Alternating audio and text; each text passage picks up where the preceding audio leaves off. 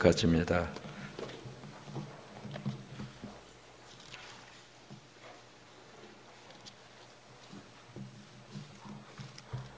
마태 4장 12절에서 25절 말씀까지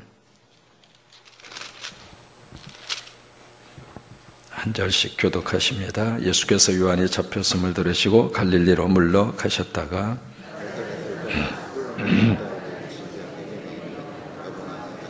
이는 선지자 이사야를 통하여 하신 말씀을 이루려 하심이라. 일러스되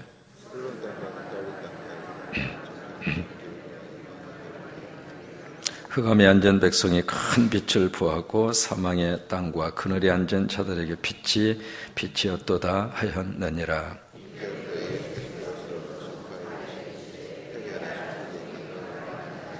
갈릴리 해변에 다니시다가 두 형제 곧 베드로와 베드로를 하는 시몬과 그 형제 안드레가 바다에 금을 던지는 것을 보시고 그들은 어부라.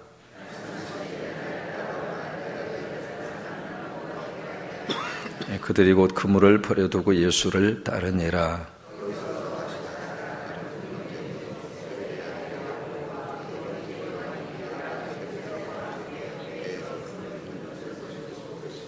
그들이 곧 배와 아버지를 버려두고 예수를 따르니라.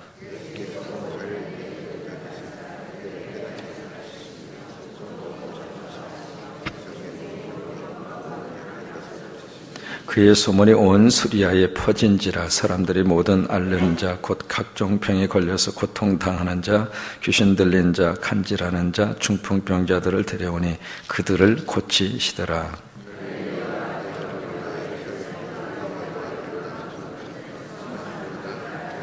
아멘. 할렐루야. 물 마시고 오신 분, 고마워요. 안 마신 분은 끝나고 나서 꼭 마시기를 바랍니다. 저도 아침에 딱 일어나시면은 감사합니다, 고맙습니다, 사랑합니다, 행복합니다. 하루의 첫 마디를 어떤 말을 하느냐에 따라서 하루에 대한 삶에 대한 질이 달라져요. 똑같은 하루를 살아도 웃고 살면 행복하잖아요. 똑같은 하루를 살아도 아유 찌긋찌긋해요 이렇게 살면 서로가 하나 피차 안에 복잡하잖아요. 이래도 하루고 저래도 하루입니다. 근데 오늘 하루라고 하는 이 시간은 어제 이 세상을 떠난 사람의 입장으로서는 그렇게 살고 싶어하는 그 하루였습니다. 여러분 그렇잖아요. 어떤 그 죽음이라고 하는 현실 앞에 딱 부딪히면 앞으로 10년 더 살게 해주세요, 그런 생각 안 들어요. 앞으로 5년만 더 살았으면 좋겠어요. 그것도 여유 있는 사람의 이야기일 뿐입니다. 정말 절박한 사람은 하루만 더 살았으면 좋겠어요. 그러니까 어제 이 세상을 떠난 사람의 입장으로 봐서는 오늘 우리가 살고 있는 이 하루는 기적의 하루입니다. 이 하루는 정말로 가지고 싶었던 축복의 하루거든요. 기왕이면 같은 하루를 살면서도 힘든 일 없는 사람이 어디 있어요? 다 힘든 일 가지고 사는 거지. 가지 많은 나무에 알면서 그러세요. 저 사람은 걱정이 없겠지. 아닙니다. 가서 보면 다 걱정거리 짊어지고 살아요. 표현만 아는 것뿐이죠. 겉으로 봤을 때만 걱정이 없는 것처럼 보이는 것뿐이죠. 그 사람 속에, 내면 속에 들어가서 보면 다 눈물을 가지고 살고, 다 고통을 가지고 살고, 다 어려움을 가지고 살고, 다 가슴 속에 깊은 상처를 가지고 살아요. 그래서 기왕 하루를 사는 동안 예수님 안에서 웃고 사시고, 예수님 안에서 행복하다고 고백하고 사시고, 예수님 안에서 감사하다고 생각하고 사시고, 오늘 하루도 그렇게 사시기를 주의 이름으로 축원합니다. 서로 한번 축복하세요. 얼굴을 보니 빛이 납니다. 재미있는 사자성어가 있습니다. 천고마비. 이게 무슨 뜻일까? 아실 거예요. 천고마비. 재미있게 해석을 합니다. 하늘에 고약한 짓을 하면 몸에 마비가 온다. 박학다식, 이것을 재미있게 해석하면 박사와 학사는 밥을 많이 먹는다. 동방불패라고 하는 사자성어가 있습니다. 그것을 재미있게 해석하면 동사무소 방위는 불쌍해서 패지도 않는다. 또 하나, 남존여비라고 하는 사자성어가 있잖아요. 남존여비. 이걸 이렇게 재밌게 해석을 합니다. 남자가 존재하려면 여자 비율을 맞춰야 된다. 그러면 성존합의라고 하는 사자성어를 만들어 봤습니다. 성존합의. 성도가 존재하려면 하나님 비율을 맞춰야 된다. 오늘 12절에 보시면은 요한이 잡혔음을 예수님께서 들으셔요. 12절 말씀이 그렇게 시작하잖아요. 예수께서 요한이 잡혔음을 들으시고, 잡혔다는 이야기는 요한이 감옥에 투옥이 됐다, 그 이야기예요. 요한이 감옥에 투옥이 된 사건은 성경에 다루고 있잖아요. 다음에 이제 그것을 취급하기로 하고, 그래서 세례 요한이 감옥에 지금 투옥이 돼서 갇히게 됐습니다. 여기에 요한이 감옥에 갇혔다고 하는 이야기는 세례 요한은 구약 시대의 마지막 선지자입니다. 그래서 요한이 감옥에 갇히고 잡혔다는 이야기는 요한 시대가 끝이 났다, 구약이 끝이 났다, 그 이야기고요. 구약이 끝이 났다는 이야기는 신약의 새로운 시작이 됐다, 그 이야기입니다. 이제 요한이 역사 속에서 사라지고 예수 그리스도가 역사의 전면에 등장을 하게 됐다, 그 이야기예요. 그러면서 12절을 계속 보실까요? 예수께서 요한이 잡혔음을 들으시고 갈릴리로 물러가셨다가, 그 다음에 13절에 나사렛을 떠나 스불론과 납달리 지경 해변에 있는 가브나움에 가서 사셨다. 여기 해변이라고 하는 것은 갈릴리를 말합니다. 갈릴리 호수, 또 기네사렛 호수, 또 다른 성경에 보시면은 갈릴리 바다, 그렇게 표현을 해요. 가서 보시면은 갈릴리는 바다가 아니거든요. 육지 속에 있는 호수입니다. 월명 공원에 가서 보니까 호수가 있더라고요. 똑같은 그런 위치예요. 이 갈릴리라고 하는 곳은 육지 속에 있는 이제 호수인데, 왜 바다라고 했느냐면 이스라엘 백성들의 입장으로 봤을 때는 그 갈릴리 호수가 바다처럼 커 보였어요.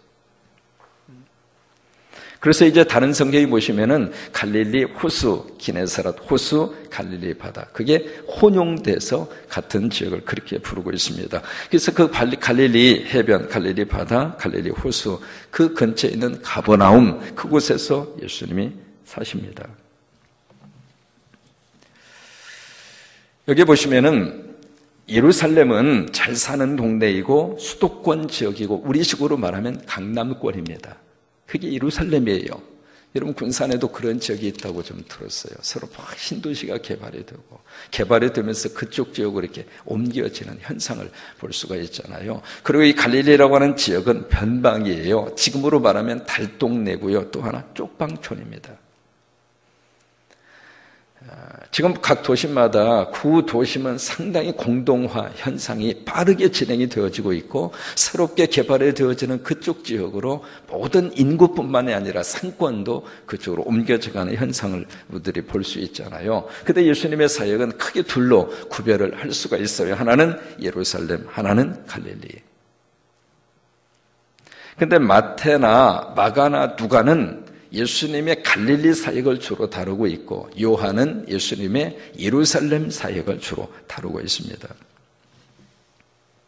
그러니까 예수님은 양쪽 지역 모두를 다 품으신 거예요. 강남 지역도 품으셨고, 그리고 못 사는 쪽방촌도 품으시고, 교회가 그런 교회가 되었으면 좋겠습니다. 못 사는 사람도 와서 예배드릴 수 있는 교회, 어려운 사람도 와서 의지할 수 있는 교회, 그렇다고 그래서 세상적으로 가진 사람이 배척당하는 교회, 그 교회도 정상적인 교회가 아닙니다. 하나님의 교회는 열려 있어야 축복입니다. 어떤 사람이든지 와서 울 수 있는 교회, 어떤 사람이든지 와서 예배할 수 있는 교회, 그런 교회로 하나님이 우리 교회를 축복해 주시기를 바랍니다. 그래서 예수님이 선지자 이사야를 통하여 하신 말씀이 이루어졌음을 선포를 해요. 그리고 나서 15절로 16절의 말씀을 주십니다. 15절에 보시면 스불론 땅과 납달리 땅과 요단강 저편 해변길과 이방의 갈릴리야. 16절은 함께 있습니다. 시작.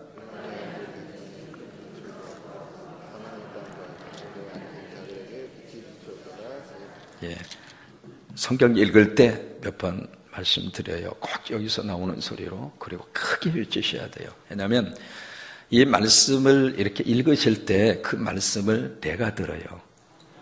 그렇죠? 내 입술의 고백을 내가 들어요. 그래서 기도를 하실 때에도 적어도 내 귀에 들릴 정도는 기도를 하셔야 돼요.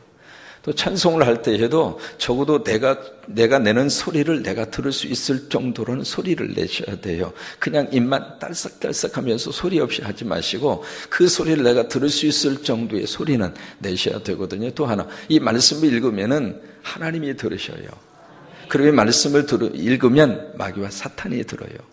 그러니까 자신 없이 읽으시면 안 돼요. 큰 소리를 읽으셔야 돼요. 그래야 하나님 말씀이 나와 하나님과 마귀와 사탄, 이 세 부류의 역사 속에서 하나님의 말씀의 능력이 나타나게 되거든요. 16절 말씀 다시 시작.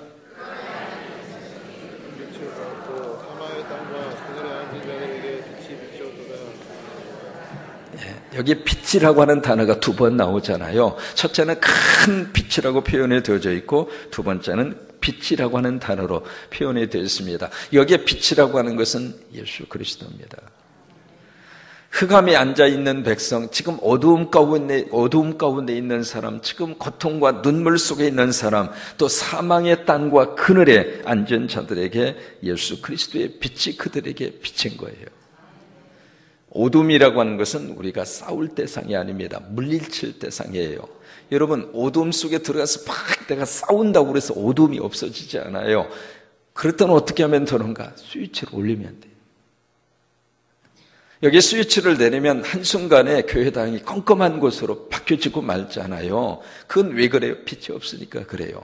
그런데 이 어두웠던 이 공간 속에 스위치만 올리면 한순간에 밝아져요. 그러니까 어두움의 존재라고 하는 것은 내가 싸울 대상이 아닙니다. 내가 어떻게 쓰든지 어두움과 싸워서 이길 대상이 아니고 어두움의 대상은 내가 스위치 올려서 물리칠 대상입니다.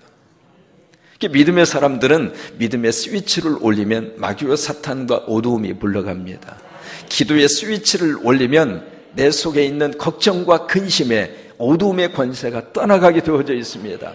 찬양의 스위치를 올리면 내 속에 기쁨의 역사가 나타나게 됩니다. 사람은요, 빛이 비치면 밝아지는 거예요. 이제 오늘까지 해서 천정에 지금 조명 공사를 지금 어제부터 했거든요. 이렇게 보시면 앞부분으로 골이 하나, 둘, 세 개가 지금 살짝 보이실지 모르겠습니다. 보이셔요? 저 기존 조명에서 앞으로 조금만 오시면 지금 저 윗부분에 고리가 3개를 지금 해놨어요. 안 보이셔도 괜찮아요. 고개 아프니까 그만 보세요. 어제까지 해서 이제 고리 3개를 위에서부터 이렇게 해서 내렸는데 거기다가 조명을 설치를 해서 제가 와서 보니까 이 강대상 조명이 어두워요. 그래서 좀 제가 원고가 잘 보이지 않을 정도로 굉장히 어두운데 이제 저 조명이 새롭게 설치가 되면 얼굴이 밝을 거예요. 여러분, 강대상이 밝아야 내 얼굴이 밝아요. 목사의 얼굴이 밝아야 성도들이 얼굴이 빛이 나요. 아이고, 강대상 있는 목사님 보면서 아이고 좋아라, 아이고 좋아라, 아이고 좋아라. 3번 시작. 그러면서 나도 얼굴이 밝아지는 거거든요. 강대상 있는 목사님이 죽을 상이요. 그러면 그 얼굴을 보는 성도들은 어떻게 되겠어? 우리 목사님 어디 피곤한가 봐. 우리 목사님 걱정거리가 많은가 봐. 우리 목사님 오자마자 이렇게 팍 죽어버렸어. 그런 식으로 이게 나오면 내 얼굴이 어두울 수밖에 없잖아요. 그런데 딱 강대상에 주회장이 섰는데 조명빛이 팍 비춰오면서 얼굴이 달동이처럼, 그리고 앞으로 뽀샵을 좀 할 거예요. 얼굴에다가. 비서실장 뽀샵을 더 잘 해주시오. 그래서 얼굴도 다 뽀샵을 이렇게 해서 빛이 이렇게, 여러분 모든 탤런트들 뭐라고 그래, 매널로 안 나옵니다. 다 뽀샵을 나온 거요. 여기다 빛을 딱 비치면 얼굴이 빛이 나잖아요. 그런 것처럼 사람의 얼굴에 어떤 조명을 비치느냐에 따라서 얼굴에 대한 빛이 달라지는 거예요. 세상의 조명도 우리를 밝게 만들어주지만 하나님의 조명, 우리 사라위 멤버들 쫙 주여 하나님의 조명이 쫙 하고 이렇게 비춰주면 세상에 천사들이요. 그러니까 조명이 쫙 비춰주면 얼굴이 환하게 이렇게 빛나는 거예요. 여러분, 은혜 받으면 그래서 얼굴이 빛이 나는 거예요. 무슨 파운데이션을 찍어 발라가지고 처발라서 얼굴이 빛이 나는 것도 좋지만은 성령의 조명이 나를 비춰주면, 은혜의 조명이 나를 비춰주면 얼굴이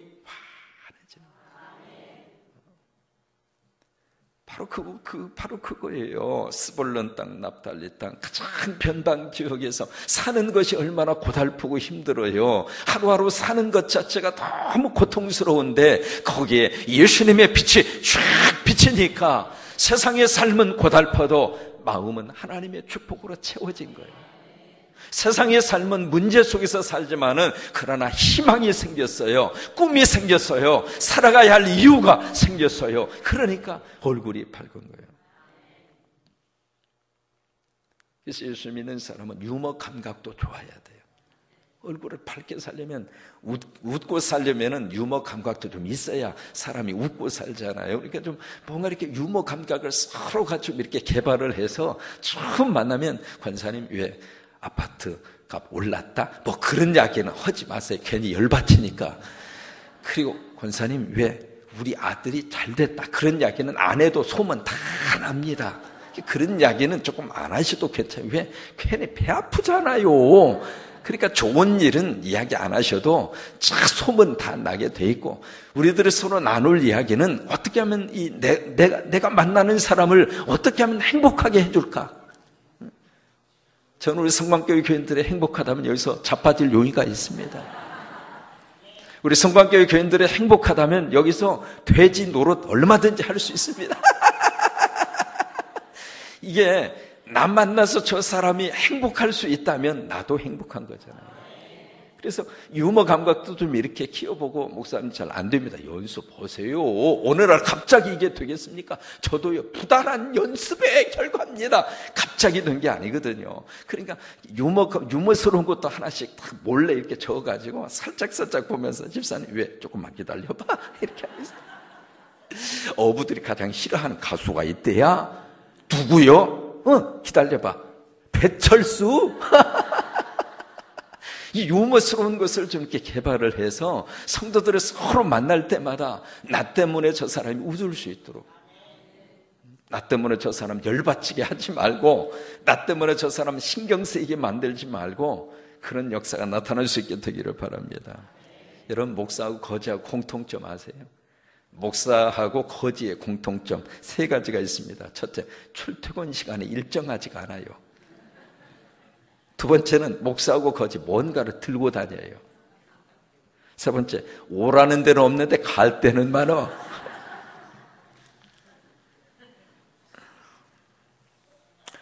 그리고 17절 말씀에서 예수님이 최초의 설교를 하십니다. 17절 크게 읽어요. 시작.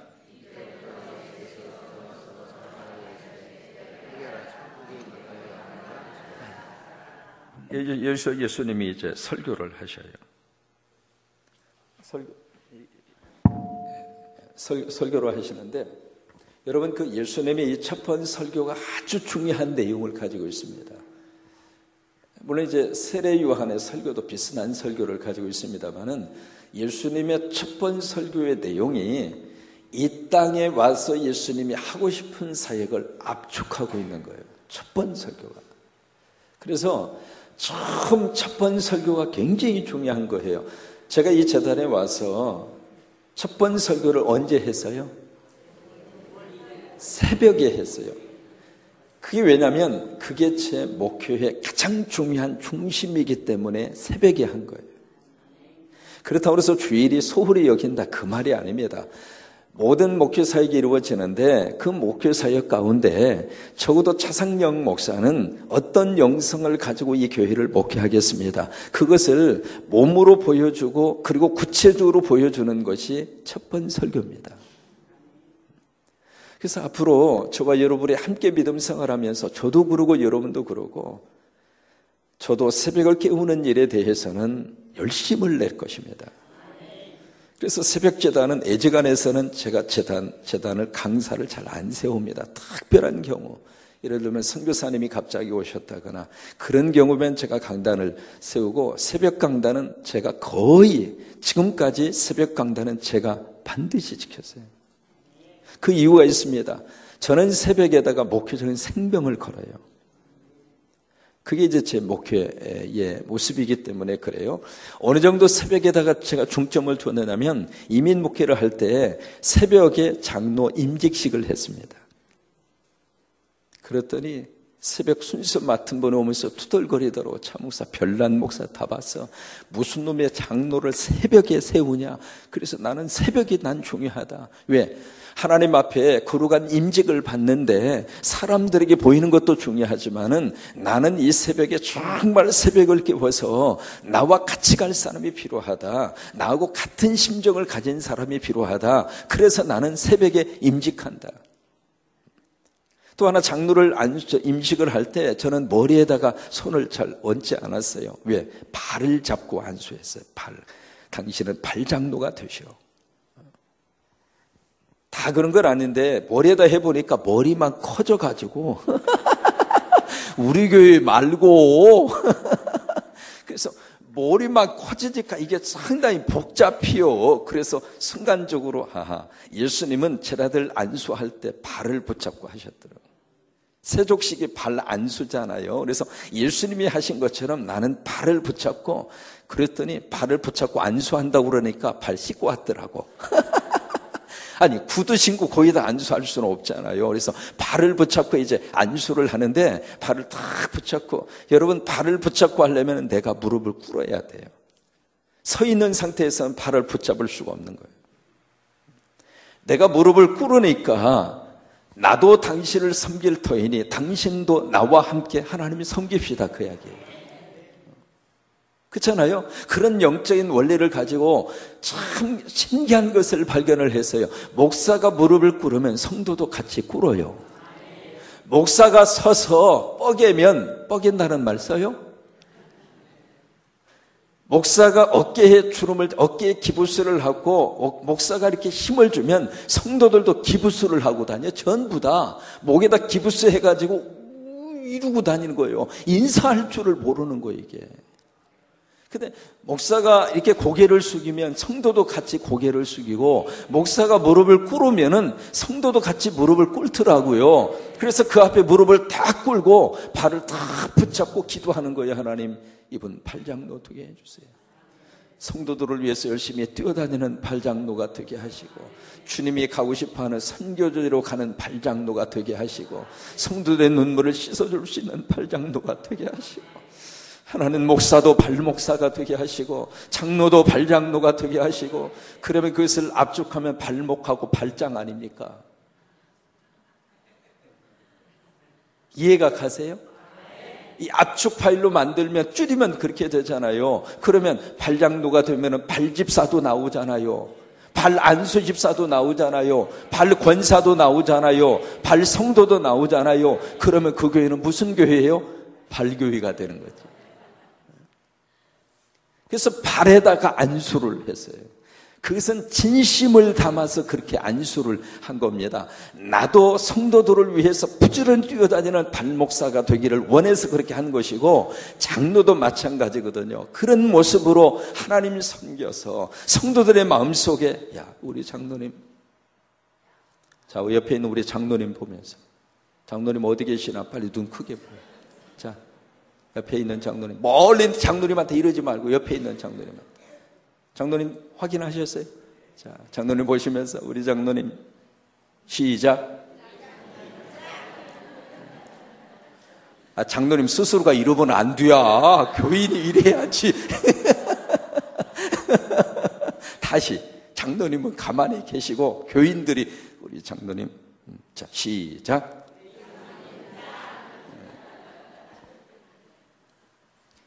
그래서 그런 마음을 담아서 새벽에 장로님 임직을 했어요. 네, 이민교회에서 그렇게 했어요. 전주에 와서도 새벽에 임직식을 했어요. 안수 집사님과 장로님. 그랬더니 나중에 입이 이만큼 나오더라고. 왜 그래요? 그랬더니 와야 될 사람이 못 왔어요. 그러더라고. 그래서 올 사람은 새벽에 하든 오밤중에 하든 옵니다.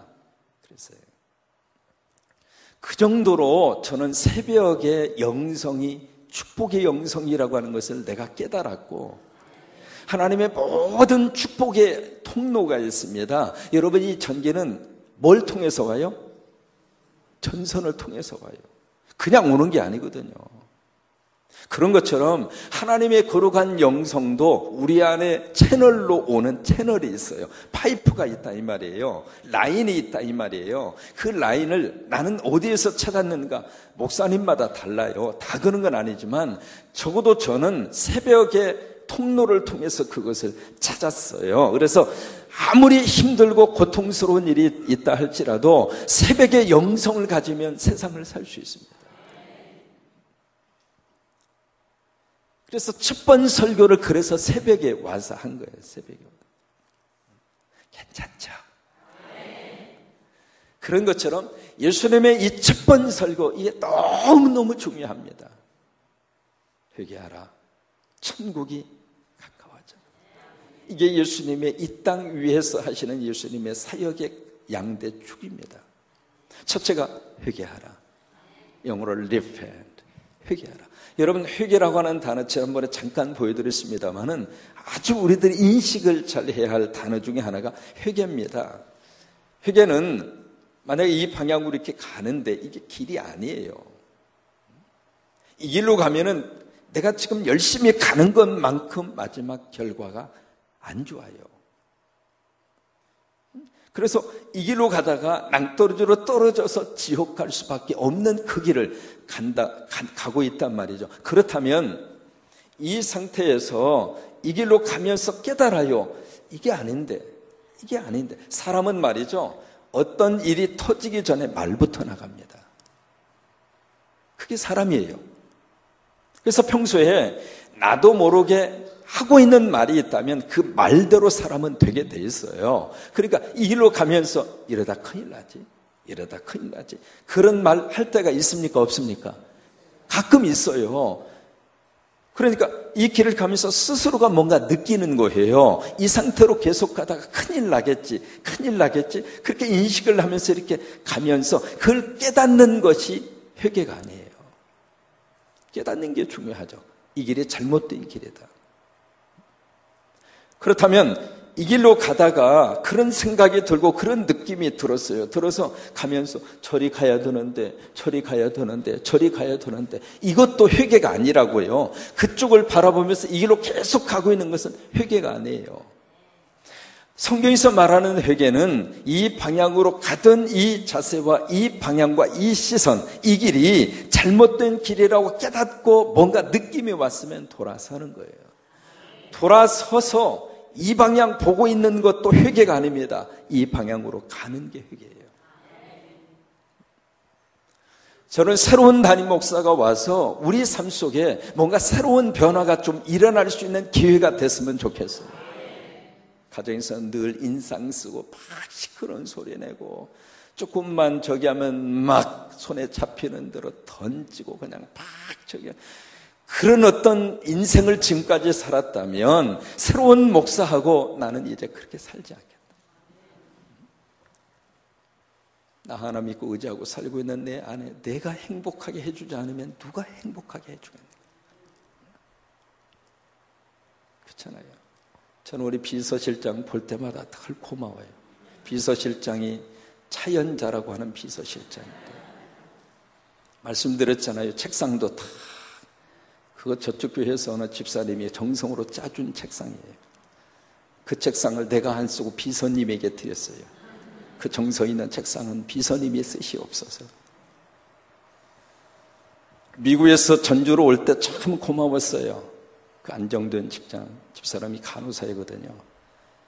그래서 안정된 직장 다 버리고 모든 걸 다 포기하고 전주로 올 때 따라와 주어서 너무 감사했고, 전주에서 이제 적응하고 이제 조금 한국 생활 할 만하니까 이제 군산으로 오라고 해가지고